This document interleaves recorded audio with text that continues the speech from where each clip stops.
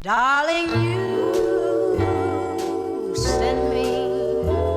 I know. Hey guys, welcome back to my channel. And Diwali is around the corner and I felt that my skin is asking for the attention I've been not giving it from quite some time, and I thought, what can I do? And I thought of this really simple DIY which I really want to share it with you people.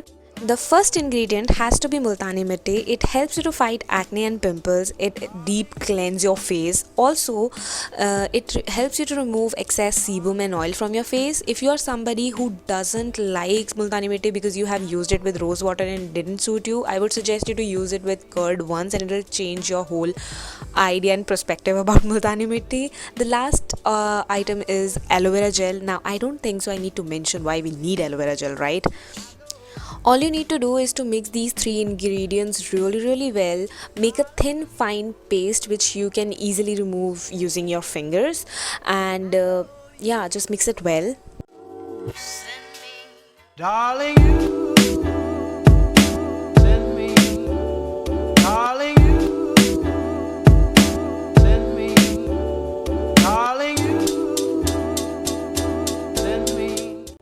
Okay, the basic steps are tie your hair, wash your face, and use a hot towel and you like compress on your face, which will help your pores to get open up. And then apply this thin fine paste on your face and leave it about like 15 to 20 minutes. Send me. I know you send me. Darling, you send me.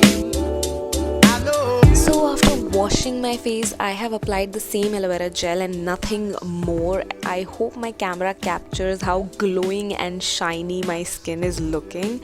However, this is a really great detoxifying cleanser or mask for your face. Do try it once, and I love how my skin is feeling right now. I just love it. And that was it for today's videos, guys. I hope you like it. Love you. Take care. Bye bye.